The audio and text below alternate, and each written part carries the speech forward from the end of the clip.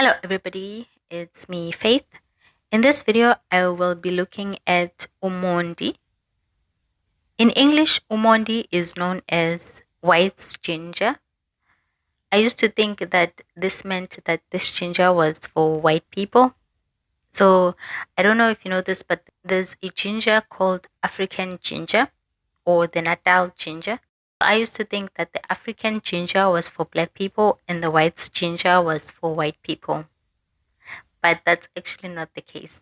The plant's name was given in honor of the farmer that first collected the roots of this plant. The scientific name of Umondi is Mondia whitei.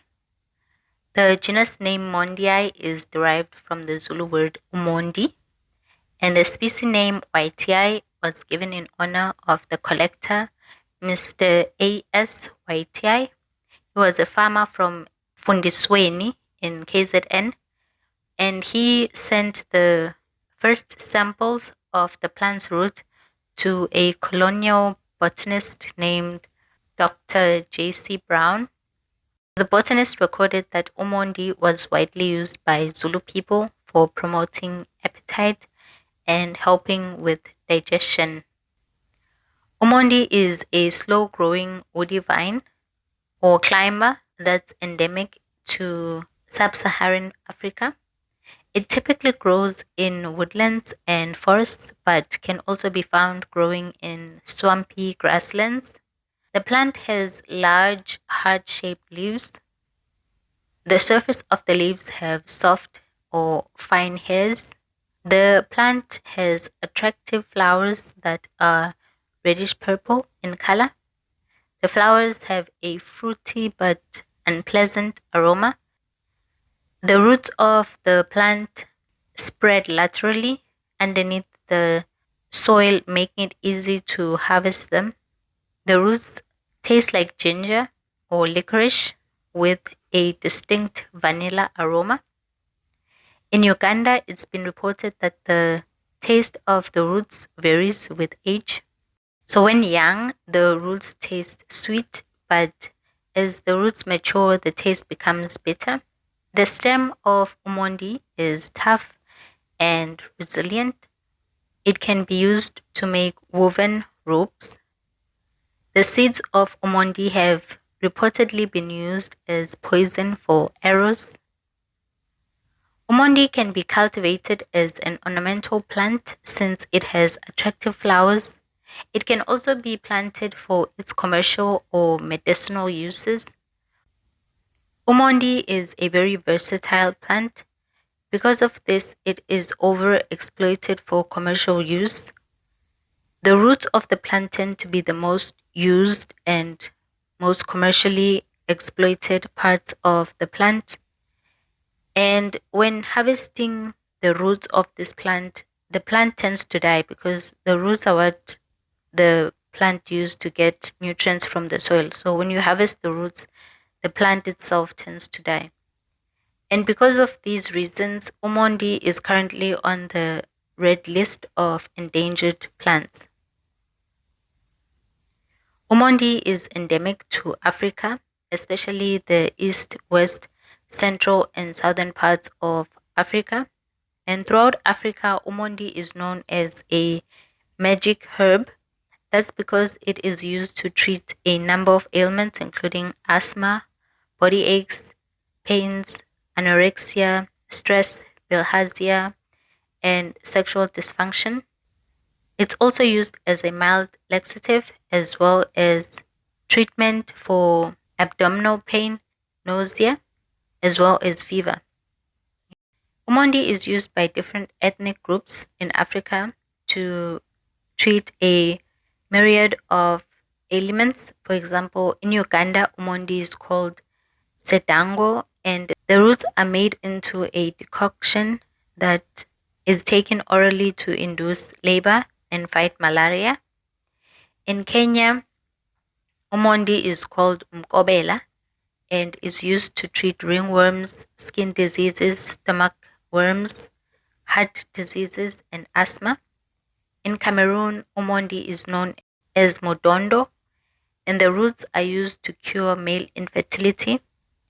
Umondi is also used in Cameroon to treat diarrhea, headaches, jaundice, and urinary infection. In Malawi, Umondi is known as gondolosi, and the roots of Umondi are used to increase sperm motility. When sperm is unable to swim properly, it can lead to male infertility. So, Umondi helps improve the swimming ability of sperm. The other uses of Umondi in Malawi are similar to those in Cameroon. The people in Malawi also use Umondi to treat diarrhea, headaches, jaundice, and urinary tract infection. In Angola, Umondi is known as Modondo. This is similar to the name used in Cameroon. And in the past, in Angola, they used Umondi as a source of food. So the leaves were boiled in butter or olive oil and used as a substitute for spinach. In Zimbabwe, Umondi is known as Mungurao, and the roots of Umondi are used to treat abdominal pain, constipation, poor appetite, or anorexia, and schistosomiasis.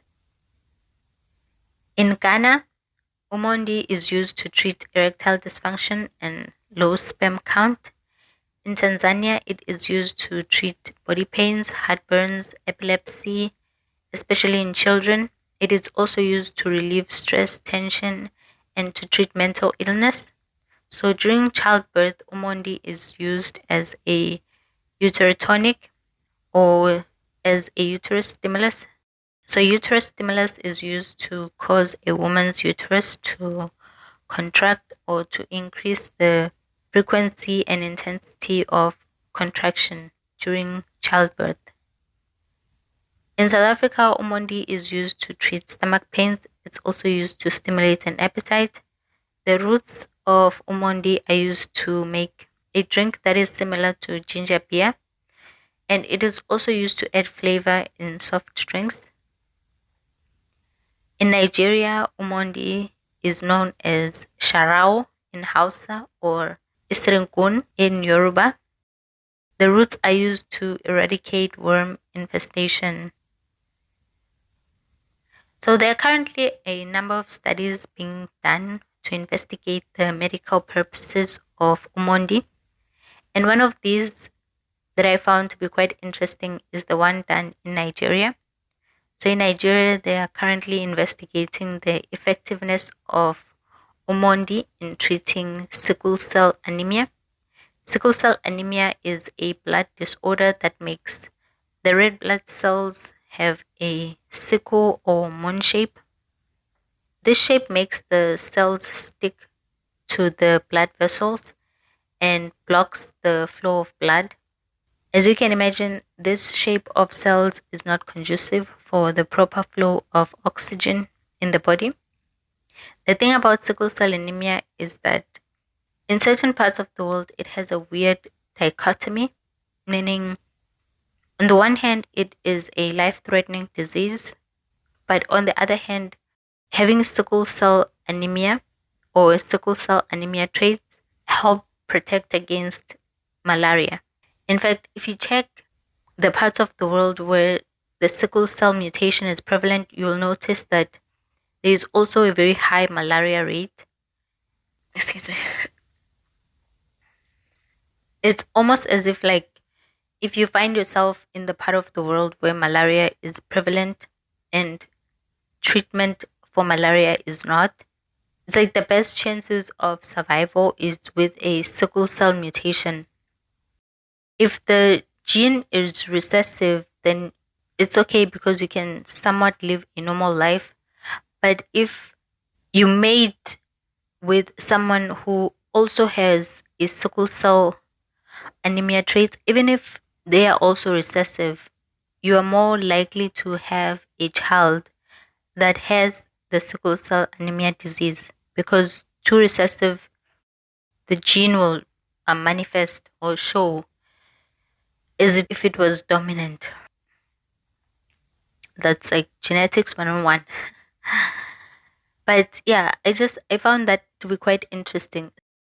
I had a conversation with somebody like years ago when I was still at UKZ, and the lady was from Nigeria, and she was telling me that even though when it comes to like marriage and dating, she would be more compatible with somebody who was from the same village as her.